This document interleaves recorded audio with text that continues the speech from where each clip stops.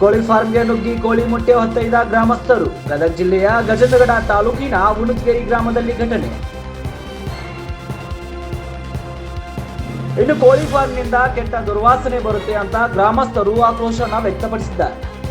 ಏಕಾಏಕಿ ಕೋಳಿ ಫಾರ್ಮ್ಗೆ ನುಗ್ಗಿ ಕೋಳಿ ಹಾಗೂ ಮೊಟ್ಟೆ ಹೊತ್ತೊಯ್ದ ಗ್ರಾಮಸ್ಥರು. ಕೋಳಿ ಫಾರ್ಮ್ ಸ್ಥಳಾಂತರ ಮಾಡುವಂತೆ ಆಗ್ರಹಿಸಿದ ಗ್ರಾಮಸ್ಥರು. ಡಿಸಿ ತಹಶೀಲ್ದಾರ್ ಅವರ ಗಮನಕ್ಕೆ ತಂದಿದ್ದ ಗ್ರಾಮಸ್ಥರು, ಅಧಿಕಾರಿಗಳು ಡೋಂಟ್ ಕೇರ್ ಎಂದಿದ್ದಾರೆ. ದುರ್ವಾಸನೆಯಿಂದ ರೋಗ ರುಜಿನಗಳು ತುತ್ತಾಗುತ್ತಿದ್ದ ಗ್ರಾಮಸ್ಥರು. ದುರ್ವಾಸನೆಯಿಂದ ಆಸ್ತಮಾದಿಂದ 4 ಜನ ಸಾವು. ಗ್ರಾಮದಲ್ಲಿ 4 ಜನ ಸಾವನ್ನಪ್ಪಿದ್ದಾರೆ ಅಂತ ಆರೋಪನ ವ್ಯಕ್ತಪಡಿಸಿದ್ದಾರೆ. ಇನ್ನು ತಾಲೂಕಾಡಳಿತ ನಿರ್ಲಕ್ಷ್ಯಕ್ಕೆ ರೊಚ್ಚಿಗೆದ್ದ ಗ್ರಾಮಸ್ಥರು ಕೋಳಿ ಹಾಗೂ ಮೊಟ್ಟೆ ಹೊತ್ತೊಯ್ದ ಆಕ್ರೋಶ. ಉದ್ದಿಮೆ ಪರವಾನಿಗೆ ರದ್ದು ಮಾಡಲಾಗಿದೆ ಅಂತ ಪುರಸಭೆ ಪತ್ರವನ್ನ ನೀಡಿತು.